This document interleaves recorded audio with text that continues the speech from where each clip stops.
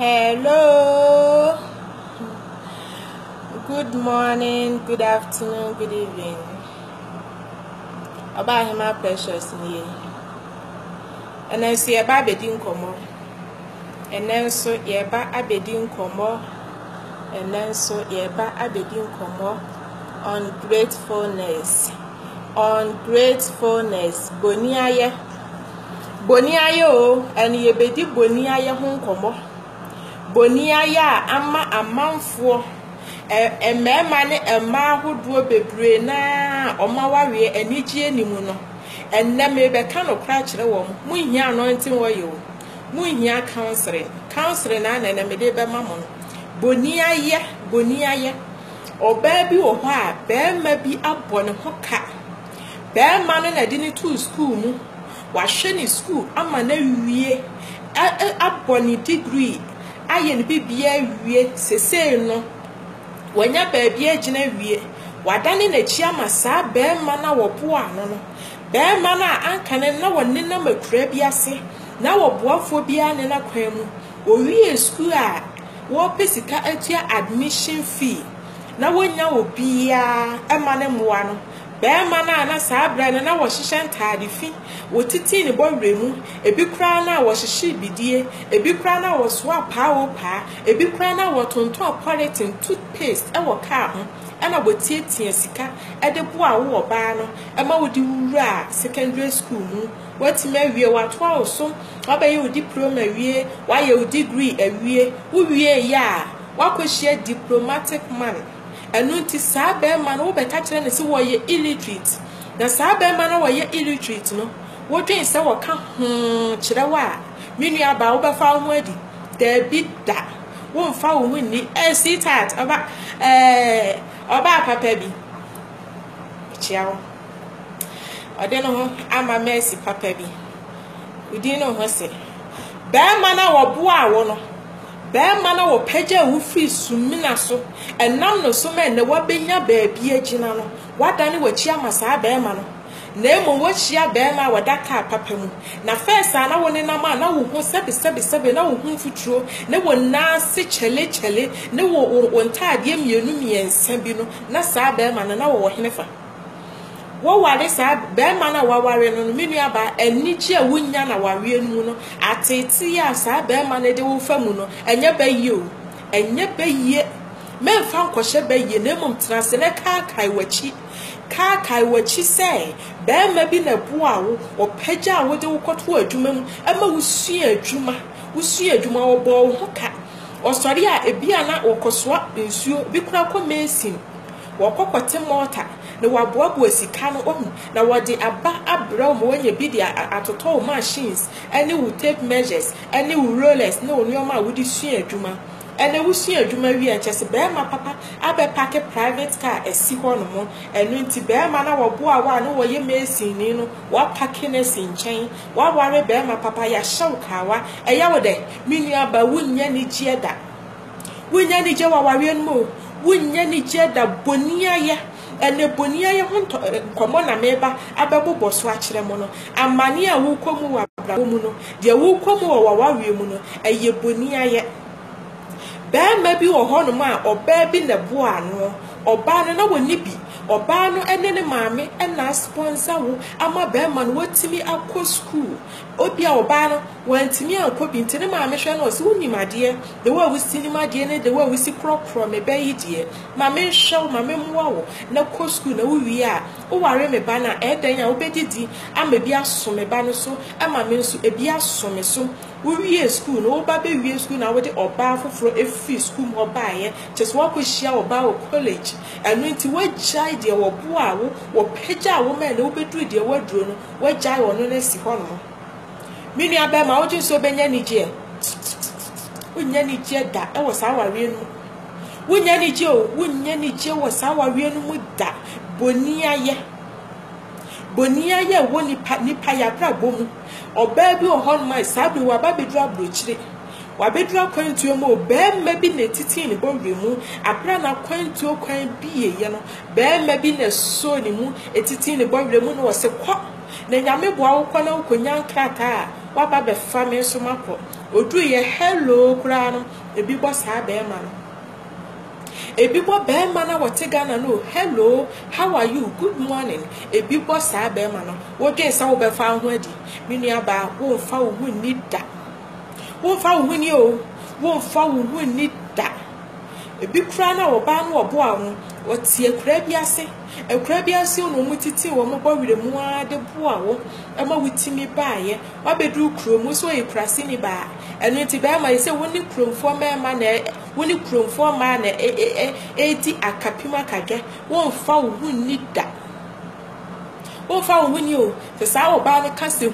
kura na eye no me wo abra boso mesi awari a enijie ni mu awari a da bia ntokwa awari a da bia program awari a chese da bia no wunhu de be ye asemanya bufuo kra na bufuo aban tutuo na ye s fiancé wo mu enome wo mu yaudie bi o mu tigu ya bra boso yaudie no hu esu bia wo mu o mu broken heart esu ke kansem bi gu ya bra boso eno na sa be di ye chi no eno ene di ye chi wa wawe mu no eno ne di ye chi wa wawe mu no enti wo yo ba na se wo de be ma bi asimu o sa kwan no so a ko wunkoto dwani ne di kan sere urade se urade me be ko be ma ye ni mane ma won fan free me ma won fan chame wo hia anointing wo ye na anointing wo ye na wo hia wo hia so be kwakọ pani pana chew ma wo free ni mu na wo de a chew fi se da wo be hu bia wo kai sa ya wo no wo hu ye fu mu bakra na wo kai sa ya wodie no wo kai sister we pa gewe akora we ma me pa kwan abaye ni ma me e de me fa so kwa nyankopon na so mi na me de na gyanyame menu aba ma eye no me kase papa awari mo ni chi a enimu awari mo ye tete no ni nyina ye sa nyo me yo sa nyo me yi na akeka bomu a ye so le ye tie di fo so ye tie so fo so ye chi mpa ya kase yet still awari na ni chi enimu yen s bia ye ja na sim s bia ye ja ni sim ya ma broken heart bi chi no a na won hu ni a wonya no hu no woda na wontimi ni die asede wo wuo no wonno yaudi a wonya ye no ensem free na no ba ye enu na edi ya bra bo chi bi si sa bre no enu na edi ya bra bo chi a edi ye nya no but ya adwene ko ho no mo da bia ye de hye beye bibia ye de hye beye bibia ye de hye beye enye ni nyina na e beye o menua ba ma enye ni nyina na ye beye ebi wo ho a ye ni akasa ya bra bo na ankotwe sa no me na bre ye ne ya bra bo e na ankotwe sa no me na bre hwe ma menye mfato hu bi bema bi ana wokohia wo baa bi ana wo so ope no ana wo no obe ya keka busuafo nyina nim maame nim papa nim ga ne maame nim ga ne papa nim aya ware awie ahoboa na ento omu emom konko enko hu abusua ana yare bo obai yare bo oba ne ye de nkoto emergency okokoda emergency no doctor say ne kidney baako ase anu nti wo hia kidney bema ne do oba ni nti no was sacrifice yi ni kidney baako de ma oba ne sa ba nkwamu bie mu no ne hoto no a wosan be si ne dadem be ye no oba sima bibia totototo yie no ewo ma na ofre be ma ne ka kire ne se wo hia be ma foforo na be ma ne kidney baako nya dwuma de wontimi ne ntena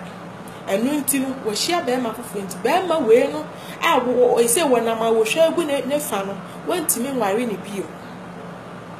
ne ma me be ka de wasimi ntimi nware ne bio benya kase be ma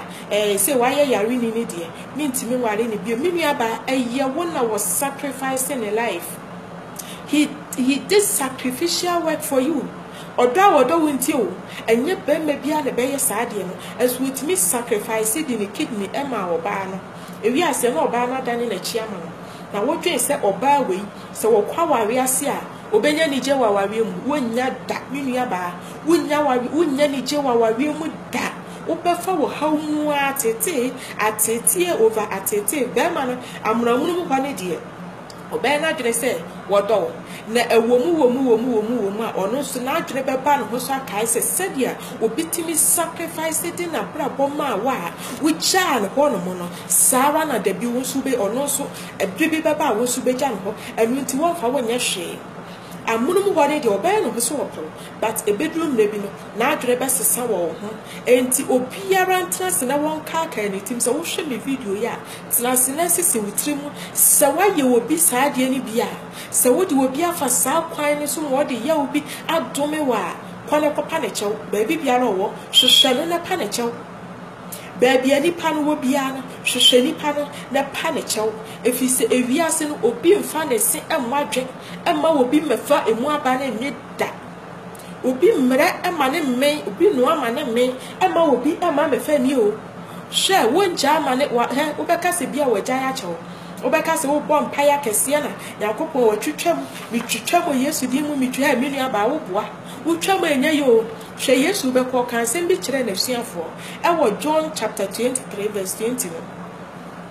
John 23 no wo se wona amode won bone be che won no wo de afri won wona amode won bone be fri won no wo de afri won na wona mo be ma na tena ko no wa ma na tena ko enti se wafum obi na nipa ni fri na kuma mu enka se me de achewa menua ba ma bone no ewo ho eno me na wo dom ye men ka se watwam eye adwuma wo ablabo so enu nti na wo de tare ana awan no enu nti na wo de fama na ayi ato no wontimi entimi enuoma ntimi nkoso ye e wo ablabo mu eye as a result of the curses from your ex-fiancé dani wani kai wa dwene mu emma bebro ho agigidie be ma no wonpe no wonpe be ma no ba kopran so obegigi be ma na di obehwe ma be ma na bo ne ho ka atoto nuoma kese ama no ahwe na ma na be ye obi gigi be ma na di saa gigidie emma dodo na abobo dam ne na ma bonten so no eye gigidie na ayo omo saa because be ma so wonpe no na wo gigi ni dia na later wo ye wadwen so be show na onu so be show papa se wo no be ma men gigi ni sikani be ma se wo no no a men gigi ni ndi wo ye be ma so na se wo so didi mari wa mu a wo ye be ma na se ma na hwewa wo so sachira wadwen papa wate show wo ye because wa brabo no that pro e betimi asai oba wo gigi ni dia na se wo ni oba foforo e wo hon ma won fa wo ho ncha wo da won fa wo ho ncha wo enu ti gigidie bebrebe na e koso no emema dodo na wo mo so o ma bobo dam no eye gigidie na ye o mo sa gigidie na ye o ma bra bossa etu so wo hwa me na wo gigi amanfo di wo gigi ma sikadi wo de wa no fa ma ho gi o mo sikadi ajai na wo wie ye nyafe wo wie ye tantan wo wie ye nyafe pra enu nti jai so wo gigi amanfo di a jai na mo mami samra biom emema bebre emema ne ma obi wo hon ma wote akwantuo mu obi ne wo fa bi na bua no bia ne wo fa bi ton na japade bi esombo ana wo se gi fatu kwan na wo kokoduru a na wo wa dan wachi wa dan wani abehwe fie kakra wo chi sika ne wie na wo koye frakra wo frɛ ne da sabe wo hwe me no wa ye obi saa fa telephone na frɛ nipa na ka chen se me pa wo chew yes ye bia fache me obi akwatena broche 10 years ni wonya adwuma kra nya da na adwene ma no ho so se obi na bua mema mi tu kwan na mi tu kwan ya me bedru ha no no mi mfi ni pa no enti ma me hwehwe ni pa no na me hu sese eye eno a obi adwene ma so saa na mum da bia wohia no enti wo ye wohia kwankyera kese wohia kwankyera bi o mi nua ba ma wohia kwankyera enya kwankyere na wohie o na emu wohia se wo be fa telephone na wa frɛ nipa na wa pa ne kyɛw na wa prokro no ma na yi yawdi a ɛhye ne mu ɛwɔ wo ho afiri ho no mo mame nsamra biem nipa bebre wo abrabo yi mu a mame tinsi abrabo mu kakra obi akwatena kwantuo mu awo kataban we so watiti ne bolwure mu ɛna wanya sika kakra ɛna wode abra wo na waka kyerɛ wo sɛ kunturu hwan ne nchia na ekọ enu ti chisikai excuse me na single room bi first me kwa na nyame boa na se me san machi ba fie a menya ba bi di meti ato wo chi sika na wo di aya wo di na wo timu ene wo twetwa wo bi dan pictures ena wo di akoma nipa na se wo dan nie abra foundation pra wo tu bie wo twen so ba fa ho adi o fa wo ni da wo betu aka de waguo no abana waguo no ubetwa papa se ne nipa no wosi wote won ma wo ti ya on wo ti ya on wo fa wo ni da. God bless you brother Evans. Wo fa wo ni da sabes why you be sa kaka wadwene mu na hwe so obekwa pani pani chew because se ni pani free na kuma mu fa nchew a onyankopon fa nchew Bible na aka wo si mebu akokai John 20:23 akwa na sa asem ne wo se wo free na kuma mu afa nchew anka nchew se me dia chew a ukobo nyankopon paye opa agya anointing wo ye free so ba fom wo onyankopon on fa nchew da Fiseni pan go sam na ni mu fifre wo bre yansan go nya sika ne dia bre wo enunti eho yawdie ewo na koma mu se be ma bia boa wo na wada ne wachi ama na me ni aba abra wo hwe mi fa fon hwehwe ba bi biara ni pan wo na pa ne che wate minimo bia be ma bi di ne to adwuma mu sebe na yawe bi ewo ba no ho be ma ne di ne sua adwuma wie e ma ne be pon ho ye ne master eye master kwala di na chiem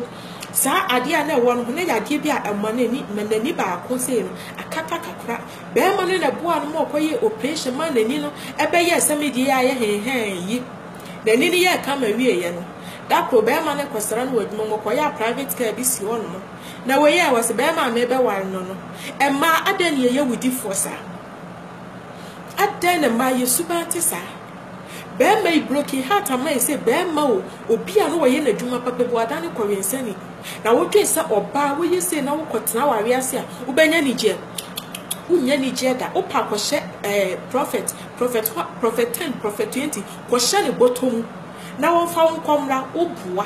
message nipa wo ye ne sa no kai wutrim enna me se me mama adwena ba mo so me manipa bi mani aba mo so say problem a wo mo famu wa ware mu ateti a wo mo famu no eye kwan bi o mo de wo mo mpna bi o mo ne hyehya ware kane o mo de ne fa so e bia na wo prokitwa mu wo kra bi ase na ba ma bi bu a wa be haida wo kromu e bia nkran ya na kumase ma wo se betena ho e hia adwuma na da bi no hia adwuma bi a ya ware oba ya na wose fa oni twasiri ko usi adwuma pa ho wie wa ware be ma foforo oje so benya ni je mi nua ba wonya ni je da me na me ka kire me oba ahema me na me ka me si wonya ni je Jesus aba ma no kokko hu na wo pa ne chew dia ende obefiri na koma mu na wo dia chew epia sabe yawdie no eso ate kakra but cases are what ofi yaw mu e case wa bra boni de menua esansa wo ye ne boni ni ntino ebe ye dwuma se wo free na se na wo form no ene wo free na wono aka se wo dia ene atwere konkron ne se eduaba eni nyina so no enye adwuma na emo so wono wo de wato adwuma mu ama wo sua adwuma na wapon wo ho na afa ka apin a wo be mani bia die no wo de kwama be ma foforo adidi amenu aba wo mfa wo ho ncha wo da wo fa wo ho ncha wo enu nti se sabe wo hweme na wo ye obi saa Mr. Kotode Kufam and Sada say ma wonimra wo hoso na kokko hwehwe saa ni papro no na pa ne chew na emfa asundwe emra wo ewo wawawie mu fi se aware ada bia ntokwa wo mu aware ada bia ohaw da bia obaati ne suo da bia obaati te no emfa anigye anase emfa awieye pa embremo Meda me se da bia aware nti na me baaye da bia aware hia me che bibia fi se a Christopher aware egu no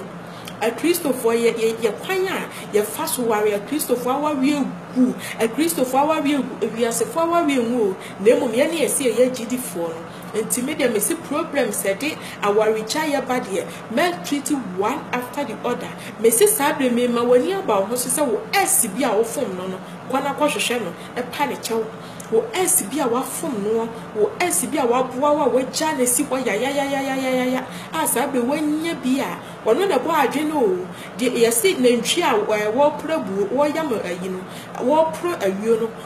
wo nkyiri si ye nkyekere na no so obi na aboa wo obi na aboa wo de wo twimeko amana fie no wo nkyiri se wo de bomo de wo aboa me na wo baba yi nipa no wo baba yi obi na ye saw monane akese no wo baba yi obi na wo se wo awani wo na hunu se kai ba bia na wo fie na obi peja wo de obegina yi obi antiti ni mo wure mo yo ba wo hweme obi antiti ni mo wure ma be fo fi Ghana de wakodu abrochire ukodu ya wo hunu be ma foforo cheso wo hunu